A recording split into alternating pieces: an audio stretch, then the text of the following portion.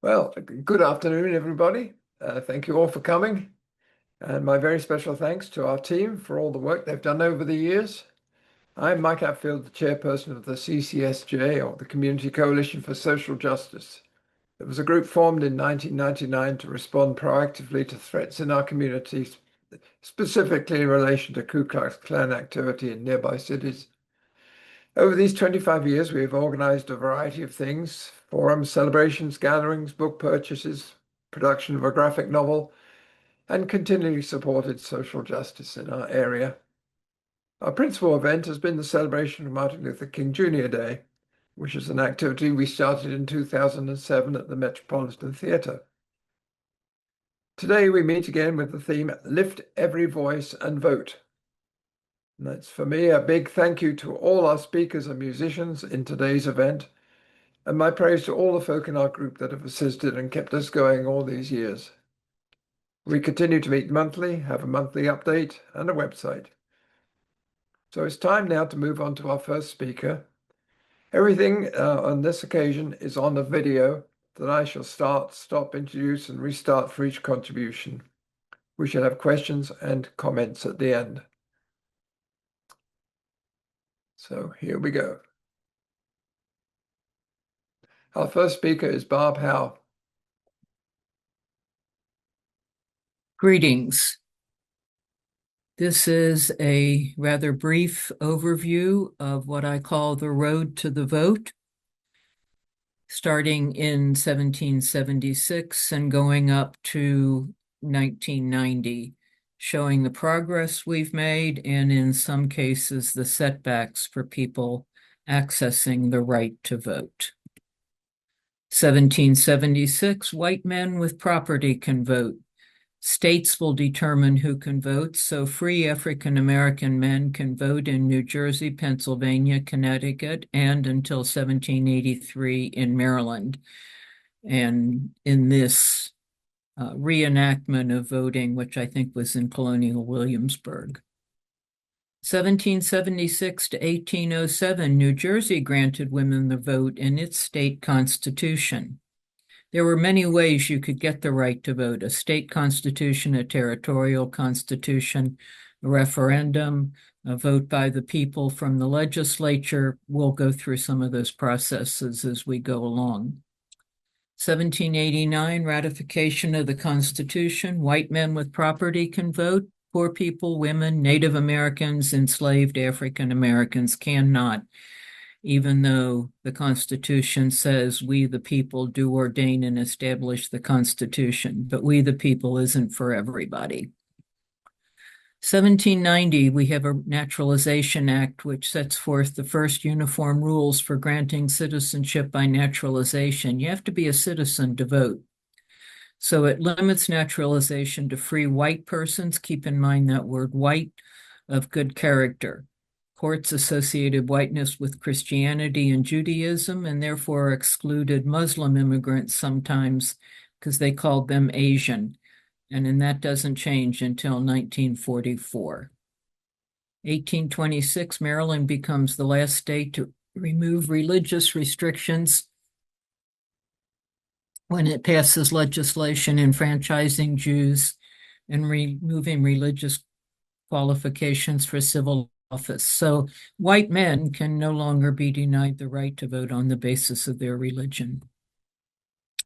And now we get into a series of votes that will take place over the country of women being allowed the vote in some situations. So in 1838 in Kentucky, widows who had property subject to school taxation and unmarried women who were called femmes seules, that's the legal term, have the right to vote for school board elections. So we'll see eventually women might get the vote in a primary election or only for local officials. 1848, the Treaty of Guadalupe Hidalgo ends the Mexican-American War, guarantees citizenship to Mexicans living in all these territories that will become states. But there are still property laws, language, literacy requirements that keep people from voting, and night riders that are like the Ku Klux Klan sort of use intimidation and violence. 1848, 300 people will attend the convention to discuss women's rights at the Wesleyan Chapel, shown here in Seneca Falls. 100 people will sign the Declaration of Sentiments, which Elizabeth Cady Stanton, shown here, wrote, modeled on the Declaration of Independence. We hold these truths to be self-evident, she said, as did the Declaration of Independence, that all men, and women, are created equal, endowed by their Creator with inalienable rights. And this is the first formal demand made in the country for women's right to vote. They say it's the duty of the women of this country to secure to themselves their sacred right to the elective franchise. 1856, North Carolina becomes the last state to eliminate property requirements, so now all white men in America can vote. 1857, one of the worst decisions by our Supreme Court, where Dred and his wife Harriet Scott versus Sanford, and the court rules that a black man has no rights a white man is bound to respect, basically saying that black men are not, and of course, black women are not citizens. We don't have to pay attention. 1866, so now we're after the war. The Civil Rights Act grants citizenship, but not the right to vote to all native-born Americans. 1867, Kansas puts a women's suffrage amendment on the ballot. The first time it goes to a direct vote, of course, of men. It loses. I always had to remind students that men had to give women the right to vote.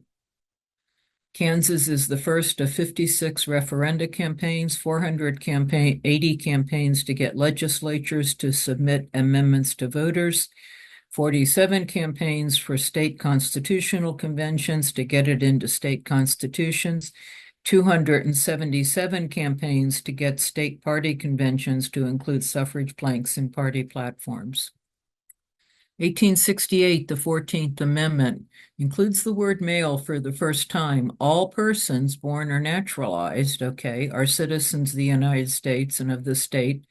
But when the right to vote is denied to any of the male inhabitants being 21 years of age and citizens of the United States, or in any way abridged except for participation in rebellion, and remember, we're only 3 years after the end of the Civil War, the basis of representation shall be reduced in the proportion which the number of male citizens will bear to the number of male citizens. Now, technically, this includes African American males, but in reality, of course, there are many barriers to them being citizens. And this issue of birthright citizenship is one of the issues before the Supreme Court now, as many of you know. 1868, Vineland, New Jersey, 168 white and 4 African American cast ballots in this blueberry crate ballot box that they put in the corner of the election site, put their ballots in there, and you can go to the local museum and see the ballot box. 1868, the federal women's suffrage amendment is first introduced in Congress by this Republican senator from Kansas. It's 1868.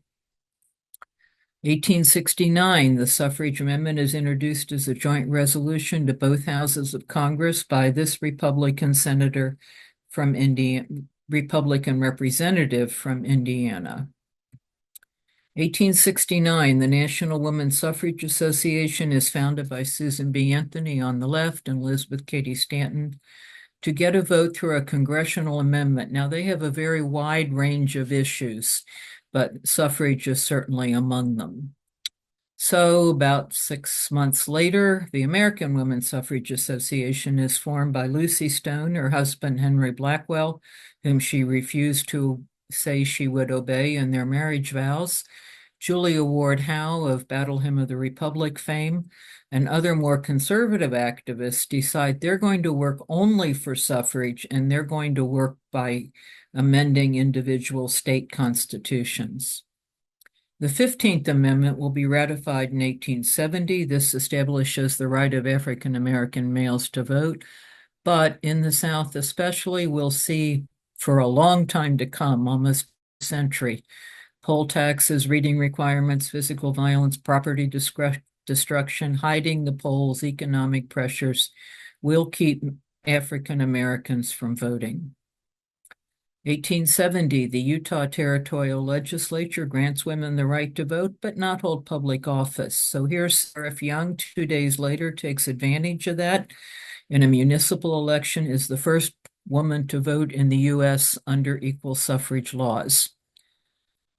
1871, Victoria Woodhull, one of the more interesting women in our history, addresses the U.S. House Judiciary Committee, arguing women's right to vote under the 14th Amendment because all persons are citizens. She doesn't, of course, win the argument. Now in 1871, we have the Anti-Suffrage Society, founded by wives of prominent men, including Civil War generals. If you look on the right, the first name you'll see in the box is Mrs. General W.T. Sherman, William T. Sherman. Students were always confused by why women were identified by their husbands' names. They will publish this petition to Congress against the vote in Godey's Ladies Book and Magazine. That's one of the most popular magazines at the time. 1872, Susan B. Anthony is arrested in New York for trying to vote. She's arrested. She will be tried for voting illegally, convicted, and fined $100 that she'll never pay. And on the right, you'll see her tombstone in Rochester, New York. Starting in 2016 with the Hillary Clinton campaign, people will cover her tombstone with stickers. They had to cover it over with a plexiglass shield of sorts because all the adhesive was damaging the stone. 1875, white Mississippi Democrats devised the Mississippi Plan to suppress the African American vote. Too many African American men, they said, were voting, and they were Republicans, and the Mississippi Democrats didn't like that. 1876, U.S. versus Reese, the Supreme Court upholds the idea of poll taxes, literacy tests, and grandfather clauses. You can vote if your grandfather could vote. Well, of course, almost no African American men in 1876, especially in the South, had a grandfather who could vote. And this is a sample of a literacy test used in Louisiana in 1964. 1878, Senator Sargent, a Republican from California, introduces the suffrage amendment using the same dangerous 39 words that will be passed in 1919. The right of citizens of the United States to vote shall not be denied or abridged by the United States or by any state on account of sex. Dangerous language, supposedly. 1882, Houses of Congress appointed select committees on suffrage, reported out favorably. May 1882, the Chinese Exclusion Act bars people of Chinese ancestry from becoming citizens, so they cannot vote. The first time we've prohibited immigration based on ethnicity and national origin, and of course, we have done that again. 1887, the first vote on suffrage in the Senate is defeated. 26 members are absent, including both John Kenna and Johnson Newland Camden, are Democrat senators from West Virginia at the time. And at that same time, George Vest of Missouri argued that women belonged at home and not at the ballot box.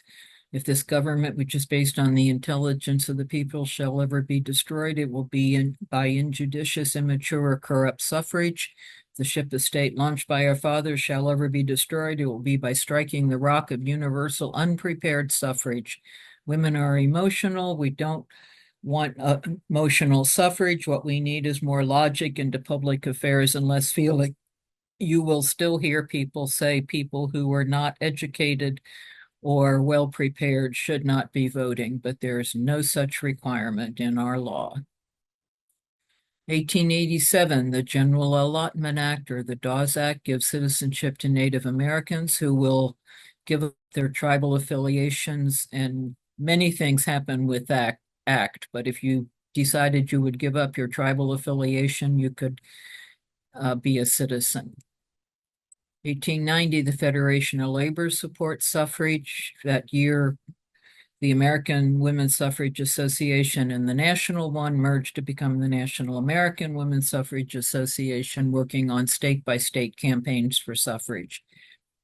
And then Mississippi has a new constitution that disenfranchises nearly all African American voters with poll taxes, literacy tests, grandfather clauses, and voter registration for jury members, because juries get their potential members from voter registration laws. 1890 Indian Territory Naturalization Act grants citizenship to Native Americans. So they have to apply similar to immigrants. And this applies to the Indian Territory, which is now Oklahoma. The trick is that you could have dual citizenship, but most did not take it. 1890, Wyoming is admitted to the Union. It's the first state to grant women the full enfranchisement in the Constitution. Now, they had the right to vote in 1869 in the Wyoming Territory, but women in Utah voted first. And here's Esther Morris leading those efforts. 1898, the Supreme Court in Williams v. Mississippi upholds voter registration provisions, so it says it's not discriminatory to have grandfather clauses, literacy tests, etc., and says, Senator Tillman, we do our best to keep every Negro in our state from voting. 1901, we're back to Oklahoma. Now Indians there can become citizens, and here it's being announced in the Daily Chieftain, which was an influential newspaper of the Cherokee Nation. Cannot overestimate the importance of this action. Its political effect is of importance. It gives the franchise to the Indians, but makes it possible for members of the tribes to make their own contracts. It's only applied to Oklahoma. 1838, Kentucky legislation will be repealed because, well, a lot of African American women in Lexington decided to register to vote. They didn't all vote, but the idea that they were registered threatened the white male legislators, so let's overrule the law. 1903, the National American Women's Suffrage Association meets in New Orleans, featuring Southern women and deciding to accept the states' rights structure so that Southern state organizations can exclude African American women from their associations. There's a lot about the white women's suffrage movement that's pretty racist, and this is one example of it.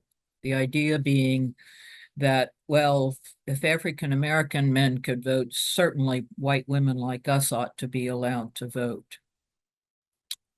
1911, anti-suffrage state associations form the National Association opposed to women's suffrage. It's not active for very long, but it says because 90% of the women do not want it or do not care, and men will vote our interests. 1913, the National Women's Party, formed by Alice Paul and Lucy Burns, as an auxiliary of NASA to focus on the federal amendment. NASA is going state by state, now federal. 1913, Southern States Women's Suffrage Conference formed to promote white women's suffrage to maintain white supremacy, very clearly made to make the Southern states white. 1915, West Virginia legislature passes an act proposing an amendment to the Constitution giving women the right to vote. Governor Hatfield approves it. The legislature will have it on the ballot in 1916 when it is overwhelmingly defeated, 72% to 28%. Harriet Jones of Wheeling is one of the leaders of this effort. 1918, Wilson, a Democrat, first states public support of federal suffrage. The House will vote in favor of the suffrage amendment.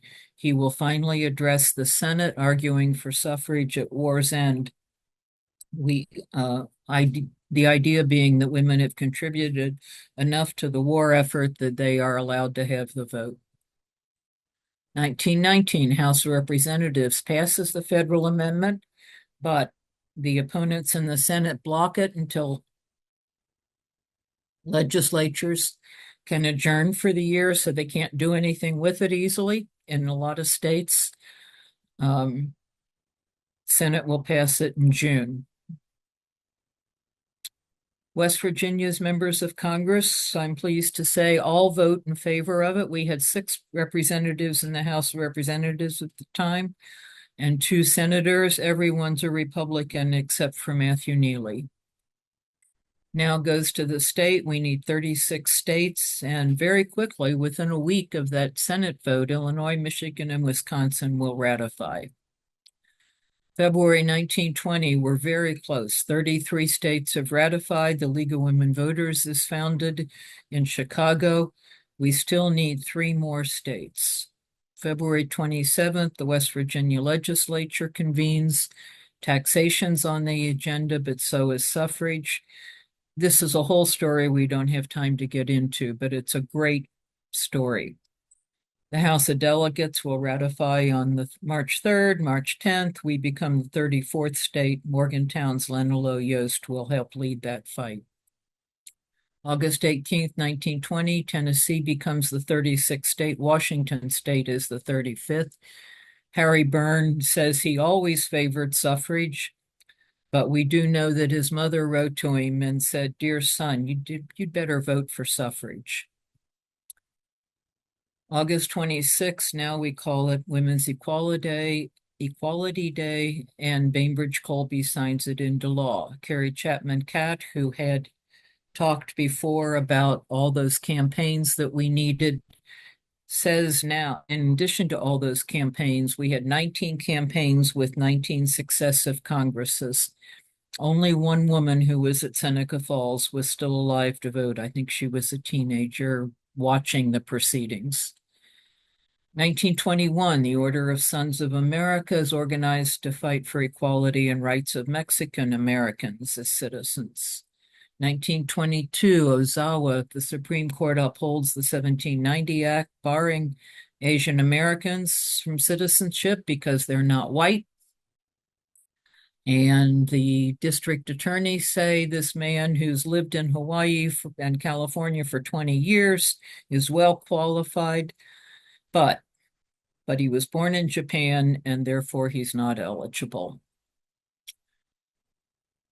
It says that this basically says that Congress controls naturalization. It was considered to be confined to white persons with addition of those of African nativity and descent. But if Congress had wanted to change it, they could have changed it. We see this before with the Supreme Court, or still see it. If Congress wanted to do something, they could have. Anyway, Ozawa is Japanese. He's not white, therefore he's not a citizen.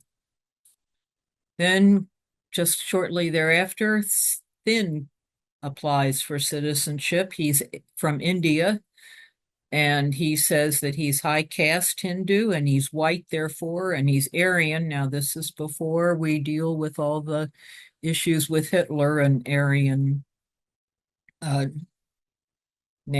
citizenship or Aryan qualifications or descriptions. So Indians who had been naturalized lost their citizenship. This guy was a soldier. He had a PhD in theology. New York will eventually make him eligible for naturalization. 1924, the service of Native Americans during World War I brings the Citizenship Act that grants some Native American citizenship, but the same tactics used to stop African Americans are used against Native Americans in many Western states.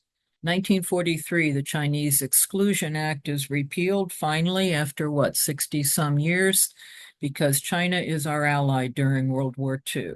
Then we allow Filipinos and Asian Indians to become citizens. And then in 1952, the McCarran-Walter Act repeals the racial restrictions, focuses now on denying immigrants who are unlawful, immoral, diseased, politically radical, communists, etc. Remember, 1952 is the Cold War and the McCarthy era. 1964, the 24th Amendment finally abolishes that poll tax, and Johnson says there can be no one too poor to vote. Voting Rights Act in 1965 bans literacy tests and provides federal enforcement of African American registration and voting rights. Parts of this are under attack now. as some of you may know. And you can see in the chart that non-white voting percentage went up to something like 58% total in the country in those southern states. And in 2013, the areas you can see here were still covered by some aspects of the Voting Rights Act. 1971, the 26th Amendment gives voting rights to 18-year-olds. We can credit Jennings Randolph, a Democrat from Salem, West Virginia, who's called the father of the 26th Amendment. He worked on this 11 times, beginning in 1942, with the same idea that 18-year-olds were fighting in World War II. They should have the right to vote, but Vietnam finally pushes it over. 1975, the Voting Rights Act is amended to include language assistant, and language requirements had been used routinely to keep the vote from people who spoke other languages. And this will especially affect people in the Southwest who speak Spanish. And finally, 1990, the Americans with Disabilities Act requires access to the polls and to the ballot. Thank you. Thank you, Barbara. Right. What follows now is a song by Al Anderson, who's been a dedicated member of our group for many, many years, and also a great singer for many, many, many years. Mine eyes have seen the glory of the coming of the Lord. He is trampling out the vision where the grapes of wrath are stored. He is loosed his faithful lightning of his terrible swift sword. His truth is marching on. Glory, glory, hallelujah. Glory, glory, hallelujah. Glory, glory, hallelujah. His truth is marching on. And the beauty of the lily, Christ was born across the sea with the glory in his bosom that transfigures you and me. As he died to make men holy, let us die to make men free. As God is marching on. Glory, glory, hallelujah. Glory, glory, hallelujah. Glory, glory, hallelujah. His truth is marching on. Just like Dr. Martin Luther King marched many, many, many years ago. He said, we got to march for freedom. Right now is the best time in our lifetime. We're going to be marching for freedom. As Dr. Martin Luther said, march for freedom. And the beauty of the lily, Christ was born across the sea, and the glory in his bosom that transfigures you and me. As he died to make men holy, let us die to make men free. As God is marching on. Thanks, Al. Our next speaker, Tony Crocamo, is a member of the Executive Committee of Fair Districts, Pennsylvania, a financial project of the League of Women Voters of PA, consisting of a coalition of non-partisan citizens and organizations seeking to reform Pennsylvania's redistricting process to make it impartial, transparent, and accountable. Tony has been a volunteer there since 2016. He presents educational programs on gerrymandering and redistricting reform in Pennsylvania and instructs volunteers on how to lobby legislatures. He lives in Lancaster County, Pennsylvania. He notes that few constituents asked to meet with members of the State House of Delegates or with state senators, let alone congressional representatives or senators. Tony believes many constituents are reluctant to meet with legislatures because they believe the officials know more about the topic than the constituent does. But he says, unless the issue is a pet project for the legislator or is assigned to his or her government committee, he will be better informed on the topic than the legislature. They don't have the time to become well informed on every issue. And since the issue is important to you, you will have done your homework. So today's topic is lobby legislators on any issue, a non-confrontational team approach to citizen advocacy. Tony had two documents to distribute, and they are actually on our website. The link is at the end for that. So here we get Tony. Thank you very much for inviting me here today. I am pleased to be talking to you about how to lobby legislators on any issue, and it is a non-confrontational team approach to citizen advocacy. Now, citizenship is a context sport. We don't have a representative democracy without telling our elected officials how we want to be represented. So even if we disagree with our elected officials, they need to know our opinions, our values, and our votes make up their constituency. In the brief time we have allotted today, you're going to get a quick overview, a taste of a non-confrontational team approach to lobbying legislators. You can use this approach to lobby legislators at any level of government, from municipal all the way up to federal. This is the same process used by the Friends Committee on National Legislation, the Quaker organization that lobbies federal legislators on issues of peace and justice. This approach to lobbying is meant to build a relationship between the advocates and the legislators. So let's start with the makeup of an advocacy team. There are 5 basic team roles or tasks on an advocacy team. You have one captain who runs the meeting for the team and serves as the MC of the meeting. You have one scheduler who is the sole point of contact with the legislator for the purpose of scheduling that meeting. One person is the note taker, who takes notes during the meeting, obviously, and you have 1 to 3 members who tell a what brought me here story, and we'll talk more about that in a moment. All members of the team are researchers, and up to 3 tell a story. So more than 5 team members can work, but having more than 5 people with speaking roles at a 15 to 30-minute lobby meeting is difficult. These roles can rotate among team members from meeting to meeting. During a lobby visit, you want to highlight which team members are constituents and which are of the same party as the legislator. That is always helpful. So the first step is to gather 3 to 5 or more people interested in advocating an elected official on a specific topic. You get together at a coffee shop or at someone's house to organize the advocacy team using the lobby visit roadmap, a handout that you received prior to this presentation. Once you get the group together and organize the lobby visit team, you basically will be agreeing upon the team roles for the visit. You will be deciding who's going to be the scheduler. The scheduler, after the meeting, requests a meeting date, and the scheduler, it's very important that the scheduler also request is it going to be an in-person meeting or is it going to be online, the start time, and the duration. So you need the date, the start time, the duration, and whether it's in person or on Zoom or something like that. All the participants do research to find common ground with the legislator.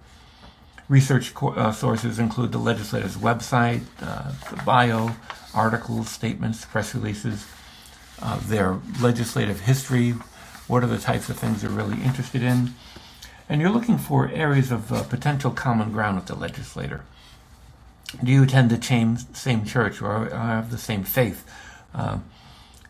Did you or your spouse or your children attend any of these schools that the legislator or the legislator's spouse or their children attended? High school, college school? Did you have the same major? Do you like the same sports teams? You're looking for things that make you similar to rather than different from the legislator. It's important, again, that the scheduler asks for the date, time, place, and duration of the visit.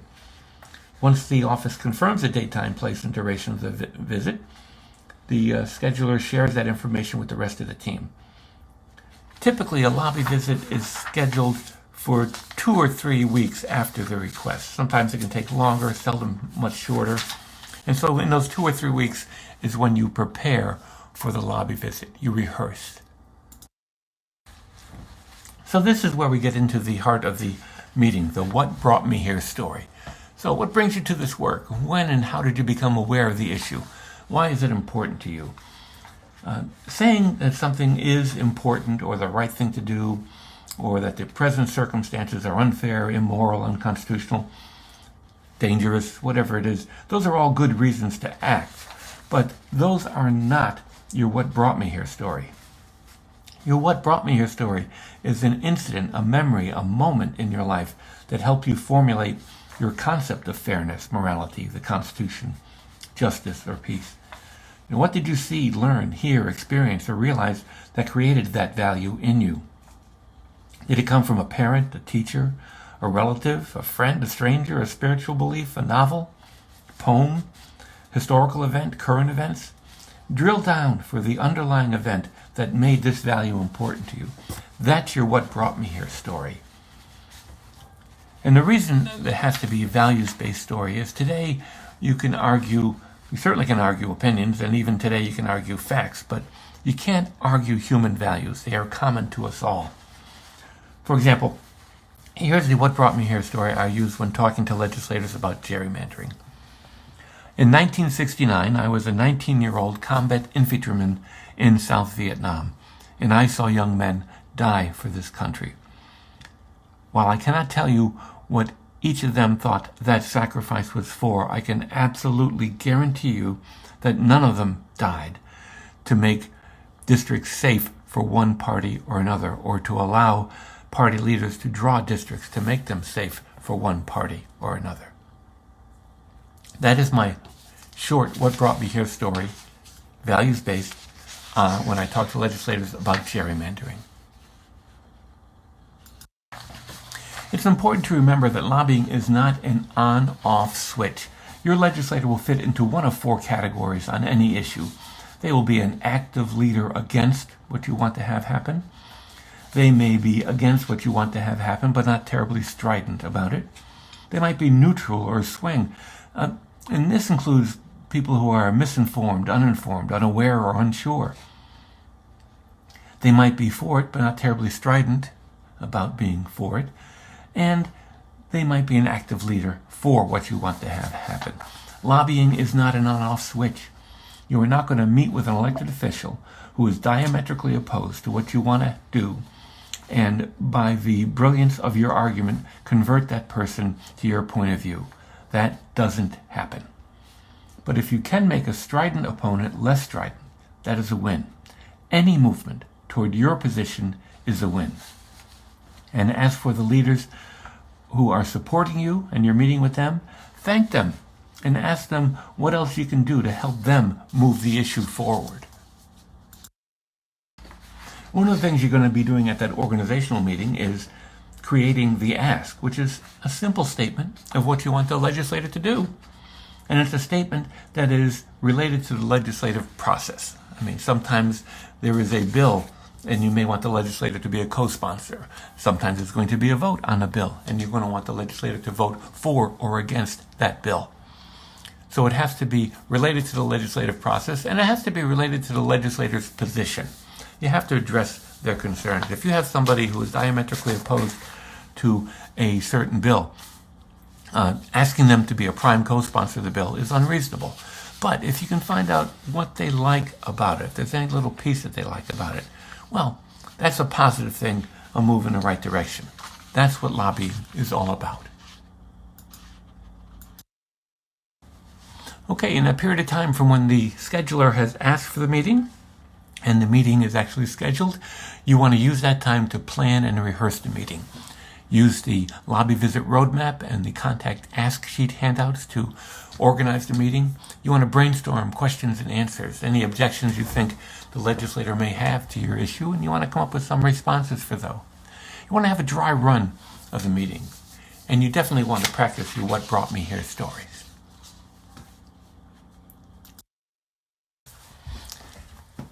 Finally, the meeting day arrives. Have everyone agreed to arrive early someplace near where you're going to have the meeting? Or if it's an online meeting, everyone gets on Zoom maybe 10 or 15 minutes early just to go over any last-minute questions and details. You arrive early, and at the beginning of the meeting, the captain thanks the legislator for having the meeting, or whatever you're going to be thanking the legislator for. The captain explains who you are and the relevant affiliations members of the group has with the legislator. And the captain introduces the delegation. And after the delegation is introduced, the note taker can introduce the ask, providing that to the legislator and or staff member, and also providing the contact information for the lobby group to the legislators or an aide. Then the captain facilitates the flow of the meeting. After the what brought me here, you transition to the what brought me here stories, and after the what brought me here stories, it's time for the legislator or staff member to comment. So be comfortable with silence. The meeting then becomes a conversation. The captain monitors the time, and at the end, thanks the legislator, recaps the follow-up that will be taken, and the team leaves and reconvenes at another location at a debriefing to debrief. Save post-meeting comments until you're clear of that office, or the legislator and staff members are all offline, and then you reconvene and have a debriefing. At the debriefing, you simply critique the meeting. What worked well, what didn't work well, what could use some more work, how were the what brought me here stories, and then you want to plan your follow-up. There should be a thank you card. Now, you can send an email, but I always think a handwritten note card is even nicer. You got to talk about the questions that were raised and who's going to respond to them and when. Does the group want to do a press release about the meeting? Do you want to do a letter to the editor or a social media post? And you definitely want to have a meeting summary, because this process is not meant to be once and done. What you want to do is develop a relationship with the legislator. So you want to keep records of all the meetings you've had. And so a meeting summary and a meeting file, or maybe you have the contact and ask sheet for the meeting, and you have notes on what the meeting accomplished and what was said, that will help you in future meetings with the legislator. So these are the 10 steps to success. You form the teams. You use that lobby visit roadmap to define the roles, and then you schedule the meeting. You research the legislator. You prepare your what brought me here stories. You prepare the ask, and you rehearse. Then you have the meeting, and then you get together and you develop a summary and debriefing of the meeting, and you record what you have found out. And then you prepare to rinse and repeat. You want to do this again. You want to create that relationship with the legislator. You want to become a resource for good information about your topic with the legislator.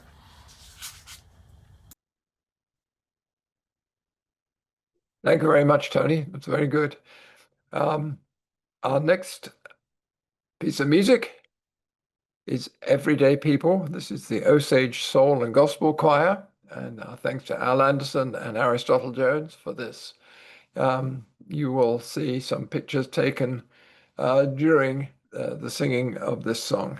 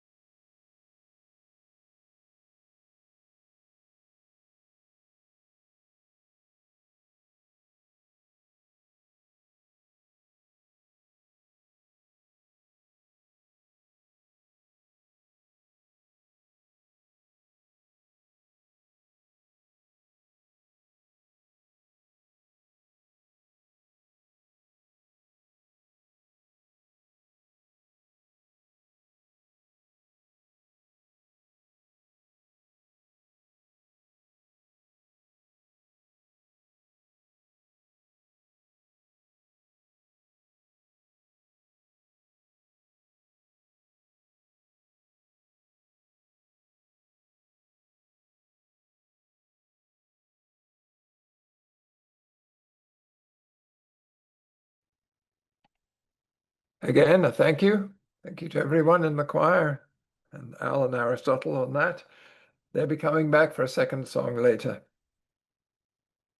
Right now, we have Anitra Hamilton. She is the past president of the Morgantown Kingwood branch of the NAACP. She is an advocate. She is a community advocate for healthcare, education, and racial justice.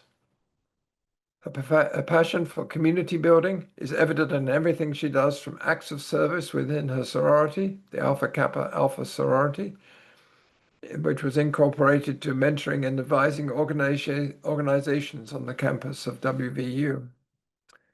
One of her favorite quotes by the great Dr. Martin Luther King Jr. is, "Life's most persistent and urgent question is, what are you doing for others?"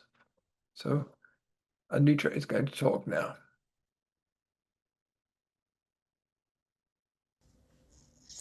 Hello, I'm Anitra Hamilton, the past president of the Morgantown Kingwood branch of the NAACP, and I want to take this time to thank you for allowing me to spend a few moments with you today in celebration of Dr. Martin Luther King Jr. to talk to you about a very important topic, and that topic is voting. About 2 years ago, the NAACP in Morgantown launched an initiative entitled Your Vote, Our Future. It was our goal to get as many people as possible to the polls. We wanted people to embrace their responsibility and their right to vote. It is not our job to tell you how to vote. We just wanted to get as many people to the polls as possible. As we can see today, in the very tense political climate, we see so many things that are occurring on our news literally every single day.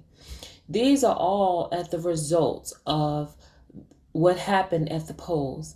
It is the results of those that, when the collective of the votes were cast, the individuals that are put in office, these are the decisions that are made. So I want to impress upon you the power of your vote, that your vote literally has power to shape communities. It has power to guide municipalities. It has the power to guide states and even the nation at large. A lot of times you hear people say, my vote don't matter, it won't make a difference. But I'm here to tell you today that your vote literally matters. It is your vote, but it is our future. Voting is crucial because it empowers citizens to not only shape their government, but it also influences policies, and it protects your rights as a citizen in a democratic society. It literally allows you to engage in the governance of our country when you're able to cast your vote and be a part of the political election system. Voting also influences many different aspects of our day-to-day living, such as education. We all desire to see a strong public education, and one of the avenues that happens and take place is who we elect to put in office. Who we elect put in office literally has the power to make decisions concerning how schools are funded, what policies take place in schools, what kind of schools are available to our kids. These are all done through the power of your vote. Your vote has the ability to affect healthcare, the policies concerning healthcare, how healthcare is administered. You know, our nation is in a crisis with the healthcare system coming from a lot of what's taking place on the federal level. But again, this is at the hands of those that were placed in office due to our vote. So always keep in mind that is your vote, but it's our future. The power of your vote is that it enables us to bring diversity to the election system. It brings diversity to those in office. That is the power of your vote, that it enables you as a citizen to put people at the table who look like you, put people at the table who have similar interests, who can represent the ideas and the principles that you want to see take place in your city, in your state, and the nation at large. That is the power, of your vote. So don't ever think that your vote don't matter. It absolutely makes a difference in how we're able to govern our state. One of the powerful things about voting is that it fosters civic engagement. Voting is a gateway to civic engagement because when voters participate in elections, they often become more aware of political issues, of policies, and the overall functioning of our government. It is a gateway for citizens because oftentimes they'll become more involved in more boots on the ground organizations. People oftentimes ask me, how can I get involved? And I always tell them, look for boots on the ground organizations that literally is the outreach that touch people directly through their involvement and their engagement through their organizational outreach. One of the blessings of being a part of the NAACP is to see some of the phenomenal work that we've been able to do through the education system, to be able to stay in tune with what's going on in healthcare through our health committee, and also to keep our members in our community engaged politically through our political action. There are so many different ways that you can be involved, and it's open to everyone. So I encourage you to look at different organizations that are taking place all around Morgantown and Mon County, and look for ways for that you can get involved. That voting is not the only way that you can be engaged politically to see a direct impact in what you desire to see in your community and in our state at large. Please remember that voting is a responsibility and it is a privilege that each eligible citizen of this state should embrace. It is something that you should absolutely embrace. So encourage your family and your friends. Begin to make a plan now. Have a poll party. Have a day where you all go and vote together. Encourage more people that if we want to see a productive and effective change take place, we have got to get more people at the polls. It is our responsibility to know who is running for office. Take a few moments and study the candidates that are running for office. What is their platform? What are their principles? What do they believe? Engage them. That is our civic duty, to absolutely know when we go to the polls who we are voting for, so that when you cast your vote, you're casting your vote in the full confidence that this person will advocate for your interests, they will fight on the behalf of the whole, and they will be the best representative they can to build a better state and a better city for you and your family. So I just want to take these few moments to encourage you to become more involved, to engage more politically as we look at and commemorate the life of Dr. Martin Luther King Jr. He was a light in the midst of darkness. He was one that stood on the front lines of advocacy, oftentimes in the perils of danger, to fight for us all. And we can't take that for granted. We need more people to carry that torch and be that light and to be that voice, that even in the midst of despair, we are not discouraged. We will remain yet hopeful that a change is going to come. I remember several years ago, one of our new presidents, his motto was change. Yes, we can. I still believe change can come. That no matter what state, no matter what condition that we are in, we have the power and the ability to make a difference. And we can do that through the power of our vote. That our vote is our voice. So I encourage you to make a plan for the upcoming election, and please Keep at heart and share with everyone you come in contact with. It is your vote, but it is our future. And that what vote that we cast at the ballot has the power and the potential to affect us all. So again, I'm Anitra Hamilton. I am the past president of the Morgantown Kingwood branch of the NAACP, and I thank you for spending these few moments with me as we talk about the power of your vote. Thank you, Anitra. That's a very powerful talk, and we need to be listening to you. We're now going to get a song by Chris Haddocks. Chris is a great singer from this area, and he also writes his own songs. And in this case, he wrote this particular song, which is called We Are All Children of God. Hey folks.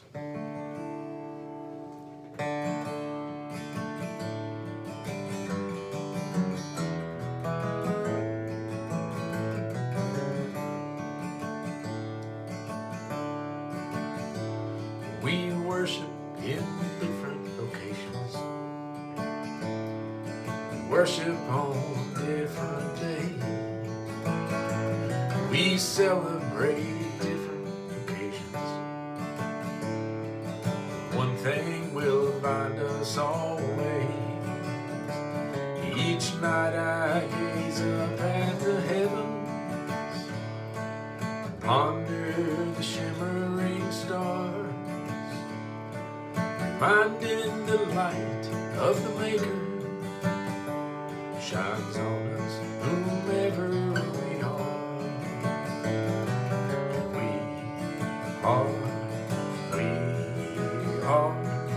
We are all children of God, of God.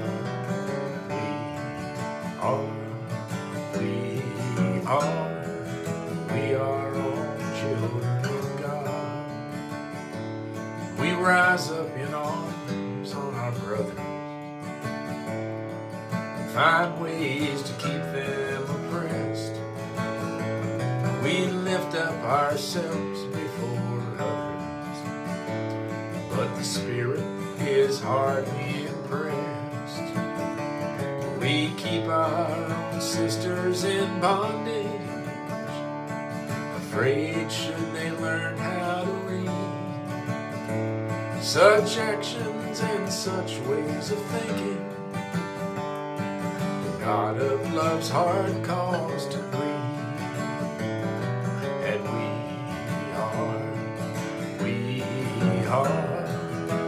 are all children of God, of God.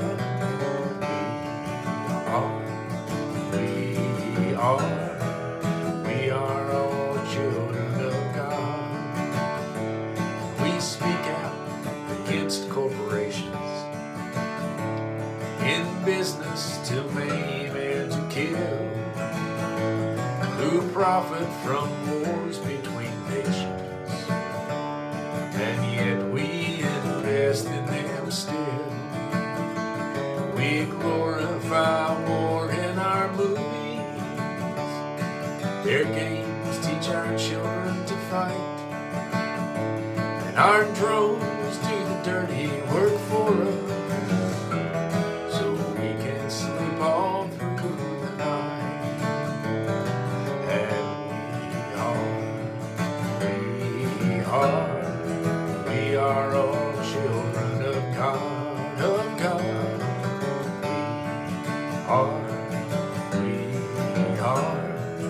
We are all children of God. If ever we hope to move close to a world that is peaceful and just, we must with each other stay close to, and in our great differences trust. It won't somehow passively happen. We'll wake to a world fully healed. The story is still being written, and the ending is ours to reveal.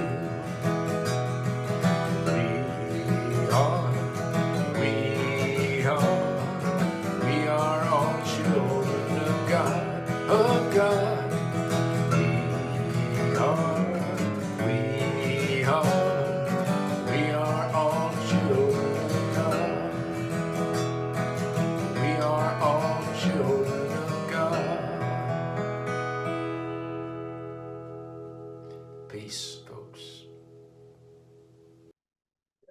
Thanks, Chris. And we are now going to have Jessica Nelson, and she's going to talk about the representing the League of Women Voters. Thank you for inviting the League of Women Voters Morgantown Monongalia to participate in today's presentation. I must begin by stating for the record that I am speaking on behalf of the League of Women Voters and no other entity. The League pillar of protecting voting rights for all is the founding basis of this organization, and voter education is among our top priorities. In 2025, the West Virginia legislature passed House Bill 3016. This new law required approved forms of photo identification in order to vote beginning July 11, 2025. This includes absentee voting, early voting, and election day voting. The League of Women Voters has several concerns that this new law creates barriers to our right to vote, especially for our eldest and youngest voters. But right now, it is the law. So we have made it a priority for 2026 to educate voters about this new law and how it may affect them, especially our elderly residents, absentee voters, and college students. There are 5 nursing homes and 2 assisted living facilities in Morgantown. That is more than 600 residents of our county. The assumption that a person lacks capacity because they reside in one of these facilities is absolutely false. Less than half of residents in assisted living and long-term care are certified by a medical professional as lacking capacity. People may have short-term stays for rehabilitation therapy after a surgery or joint replacement, or a medical event that requires time to heal and gain strength before they are ready to return home. These are a significant number of residents you find in facilities. Many residents have outlived their family, have no family residing close by to assist them, or just need services to live their best lives in spite of whatever limitations may keep them from living alone. Using a wheelchair or a walker, vision deficits, or no longer being able to drive, cook, and clean for themselves are all reasons one might move to a care facility. These facilities all operate under federal and state licensing agencies that strictly enforce the Center for Medicare and Medicaid regulations. Within those regs is the Residents' Bill of Rights that reads very much like the U.S. Constitution's Bill of Rights. These rights guarantee that residents not only have a right to vote, but also require that facilities protect their rights as citizens to vote, must help residents obtain and complete mail-in ballots, and must fully provide assistance where needed to complete their ballots. Failure to do so is in violation of CMS rules and regulations. So why did we go through all of this background information if it only affects around 600 voters in Mon County? Because statewide, the 2025 law creates barriers of voter identification for about 8,700 long-term care and 3,600 assisted living residents. That is potentially 12,300 people in West Virginia who are eligible for absentee ballots and must now jump through additional hoops just to exercise their constitutional right to vote. This is why we are here today, to encourage everyone to know what is necessary to cast your ballots this year, but also to encourage you to help others in your circle who may not have photo ID, whether that be an elderly relative, a student voting from college, or a neighbor who doesn't drive, and to help them know what they will need in order to vote.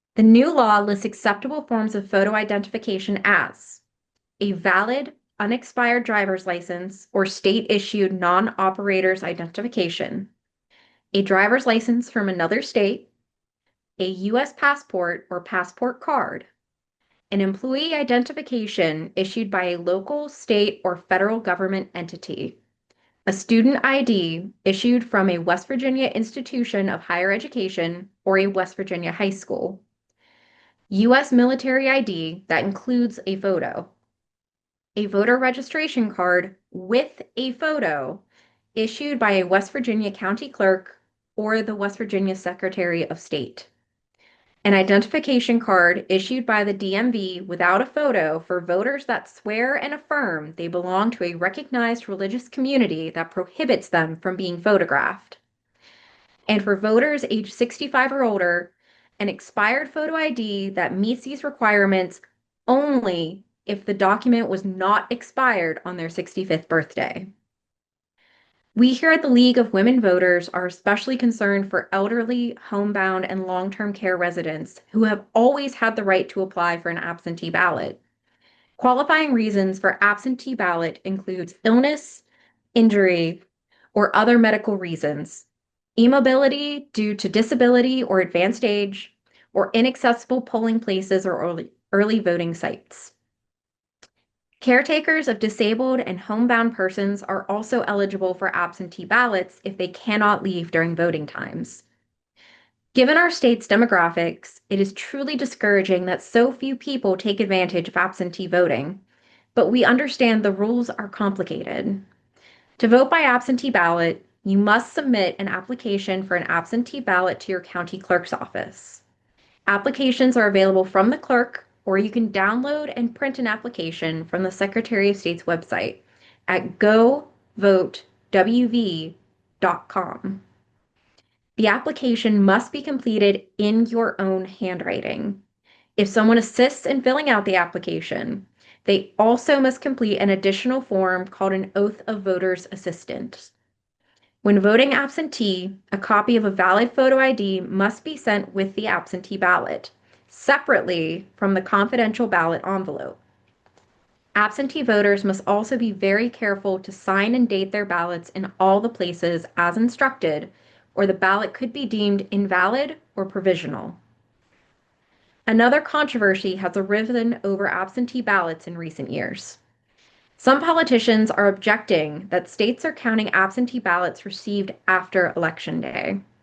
The problem with this argument is that election laws are established and elections are run by individual states, and states differ in their handling of elections and ballots. In fact, this and other myths of voter fraud in the United States have become a reliable soundbite for politicians to create doubt about elections in the minds of voters. Their philosophy is that if you repeat a lie enough times, people will begin to believe it must be true. However, there is simply no data to support these claims of widespread voter fraud. According to the Brennan Center for Law, the actual incidence of voter fraud in the United States is less than 1%. West Virginia state law says that a ballot postmarked by Election Day and received by canvass will be counted. However, a concerning development in the last week of 2025 came in the form of an announcement by the United States Postal Service. It announced they will no longer guarantee a dated postmark for mail the day it is dropped off. We at the League have concerns about this new policy, especially as we prepare for midterm elections. The League has always advised absentee voters who return their ballots by mail to allow ample time for it to get back to the clerk. Mail delays happen. We have also advised voters who mail their ballots on Election Day to specifically request a dated postmark. This means going into the post office. We have never advised voters to assume that dropping a ballot in a blue mailbox will assure a dated postmark. Now that has become even more important. The United States Postal Service has told us so. Finally, did you know that first-time voters in West Virginia have different ID requirements? These pose more barriers to high school, college, or other recently registered voters. All of these requirements are laid out in excruciating detail on the Secretary of State's website at govotewv.com. The 2026 midterm elections are upon us. If recent interim elections serve as an indicator, Americans are poised to protect our form of government and are awakened to the fact that apathy and lack of participation is detrimental to our system of governance. Make a voting plan for yourself and for those you care about who may fall into the vulnerable categories such as senior citizen, disabled, and student voters by planning ahead. Make sure your voter registration information is current by checking the Secretary of State's website. If you have moved, make sure your information is updated there. Get a form of identification that you need to vote and offer assistance to your friends, family, and students who may need your help obtaining one for themselves. Don't wait, get it now. Our vote is our voice, and we must use it now more than ever. Thank you, Jessica. That was great. And Bob is going to give us a little bit more. This is going to reinforce some of the comments, some of the issues with getting to vote, and some of the comments of the League of Women Voters, and to give you important dates to make sure everyone is ready to vote. This presentation will actually be on our website for further reference before long. Now let's get ready to lift your voice and vote in 2026. I want to thank Ali Robbins, the Voter Services Manager of the Monongalia County Clerk's Office, for her assistance. You must be registered to have your vote count. Tuesday, April 21st is the last day to register. You can check your registration at this link, Find My Polling Place. To register, you must provide your full legal name, date of birth, either your West Virginia DMV ID, which is your driver's license or state-issued ID, or the last 4 digits of your Social Security number if you have one, and your address. You can fill out the registration form online or download it to fill out and mail, or download a blank form and fill it out and mail. If you're mailing your form, it must be received by April 21st. Please pay close attention to that deadline. Or you can go to our county clerk's office in Monongalia County. That's at 243 High Street. And here's the link to get their information. Absentee ballots are available for various reasons. You can ask for an absentee ballot application now, but it must be received in the clerk's office by the 6th day before the election. It may be submitted to your county clerk via fax, U.S. mail, email, or in person by hand delivery. You may surrender an unopened absentee ballot at the polling place if you later decide to vote in person. However, you may not take a completed absentee ballot to a polling place to turn in there. For a list of eligibility requirements and information about absentee ballot, here's a website that you can check. It's time to vote.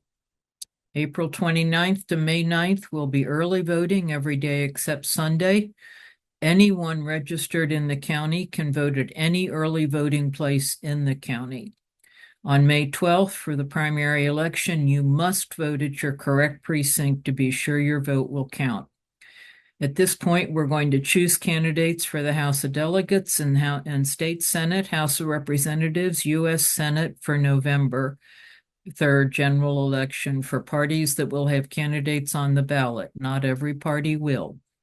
We will elect people for nonpartisan offices like the Board of Education or judicial offices.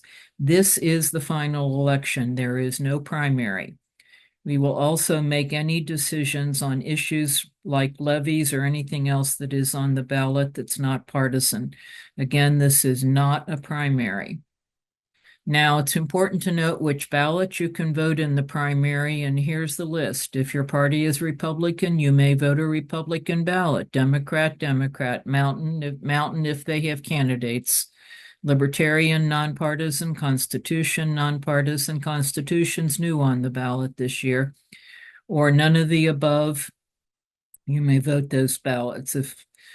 And remember that the Republican Party only allows registered Republicans to vote the Republican Party ballot.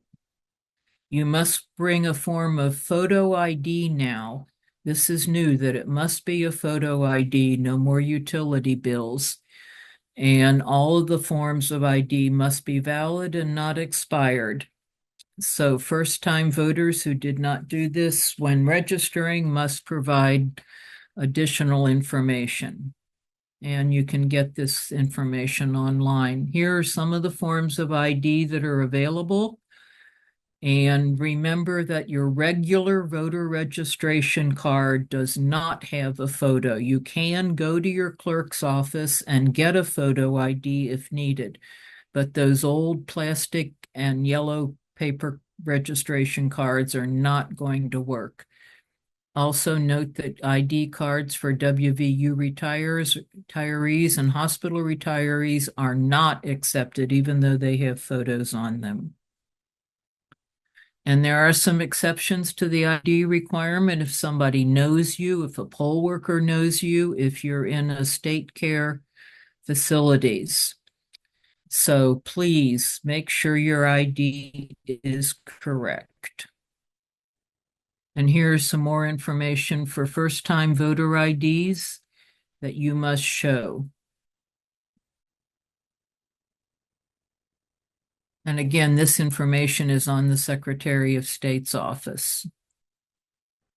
For everything else about elections, you can go to this page.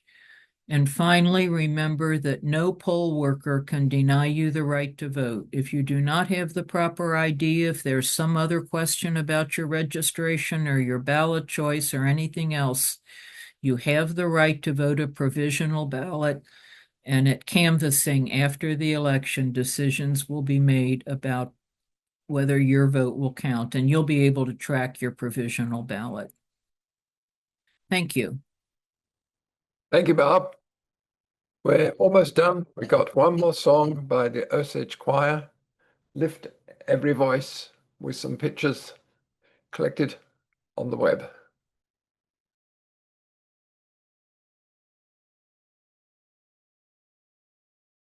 Lift every voice and sing till earth and heaven ring, ring with the harmonies of liberty.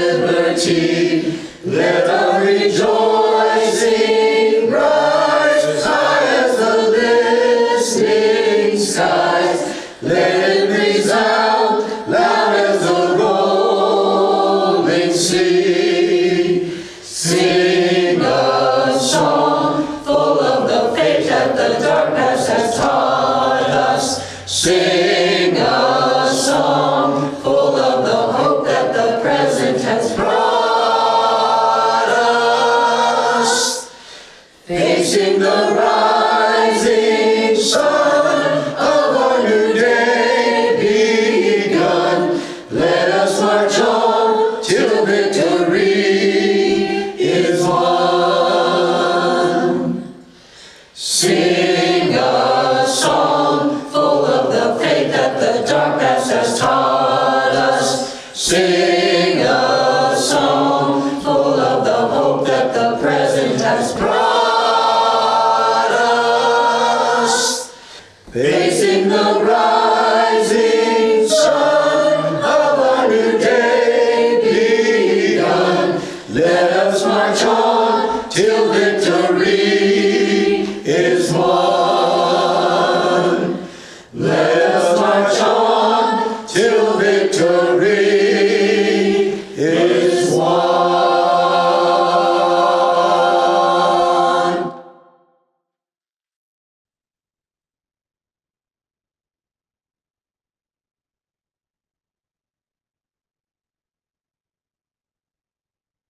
There's our website. It will have information about this meeting if you like.